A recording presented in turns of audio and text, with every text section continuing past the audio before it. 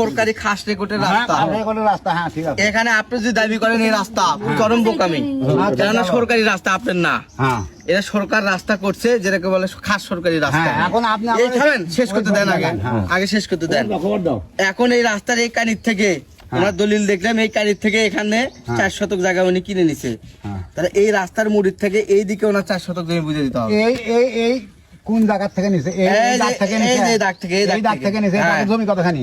এই জমি 66 শতক রেকর্ড। 66 শতকের ভিতরে ওই যাই অংশের কাছ থেকে কিনছে, তার ইয়া কত, জমি কত সেটা দেখেন, আপনি কাগজ বাই করেন। আর আমার খবর দিছে তার অংশ হলো 1 আর জমি হলো 3 শতক। এখন আপনি 3 শতক জমি আপনি ওকে দিবেন, কাগজ যেটা চাই দেবো, কিন্তু ওনাকে এই রাস্তার এই কানির থেকে ওনার দলিল দেন। আপনি দলিল করে চলে গেছেন, দলিল দেন, আমি দেখালাম তো, এই জন্য দলিলটা দেখলাম।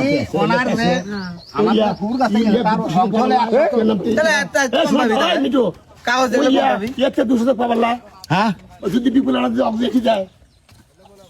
আমার কথা তো ওইটা না, ওই দাগে দাগে উনি আইনের কথা কইছে, আমি আইনের কথা কইছি। উকিল কে আপনি ব্যারিস্টার নিয়ে আসেন, আমরা 11 শতক জমি থাকে, বেশি ভাগের এক ভাগে 1 শতক জমি পাবে।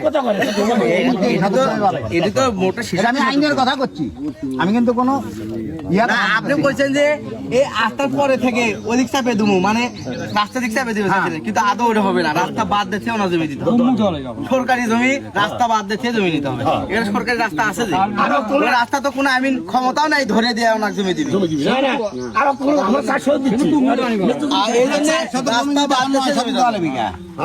নয় শতক দেওয়া লাগবে,